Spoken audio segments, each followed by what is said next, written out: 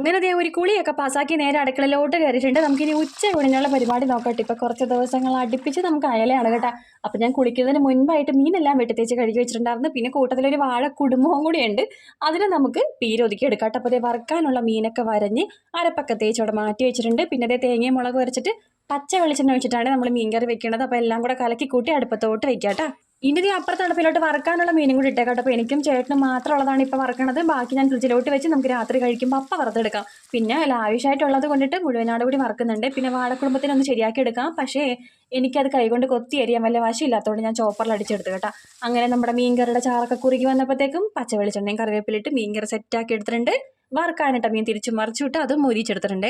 അങ്ങനെ അതേ കുരുകുന അരിഞ്ഞ വാഴ കുടുംബത്തിനകത്തോട്ട് തേങ്ങ അരപ്പ് ചേർത്തിട്ടുണ്ട്. തേങ്ങ അരപ്പിനായിട്ട് ഞാനിവിടെ തേങ്ങയും വെളുത്തുള്ളിയും ചെറിയ ഉള്ളിയും പച്ചമുളകും ചെറിയ ജീരകവും മഞ്ഞപ്പൊടിയും ഉപ്പും ഒക്കെ ഇട്ട് നന്നായിട്ടൊന്ന് തിരുമ്മിയ ശേഷം കടുകൊക്കെ പൊട്ടിച്ച് അതിൻ്റെ അകത്തോട്ട് തട്ടിക്കൊടുത്തിട്ടുണ്ടേ. ഇത് രണ്ടിളക്കിളക്കുമ്പോൾ തന്നെ ആയി കിട്ടും കേട്ടോ. അങ്ങനെ നമ്മുടെ കറികളൊക്കെ റെഡി ആയപ്പോഴത്തേക്കും ഞാൻ എൻ്റെ ഗ്യാസ് അടപ്പൊക്കെ ഒന്ന് വൃത്തിയാക്കിയേ. വയറ്റിൽ കാറ്റ് കയറി തുടങ്ങി. ഇനിയിപ്പോൾ ഒന്നും നോക്കണ്ട, പെട്ടെന്ന് തന്നെ ചോറ് കഴിക്കാം. അപ്പോൾ അതേ പ്ലേറ്റിലോട്ട് നല്ല കുത്തരി ചോറും അയല വറുത്തതും നല്ല തേങ്ങയും മുളക് കുറച്ച് അയലക്കറിയും വാഴക്കുടപ്പം തോരനും ഒക്കെ കൂടി ഒരു പിടി പിടിക്കാം. അപ്പം അത്ര ഉള്ള ടാറ്റാ.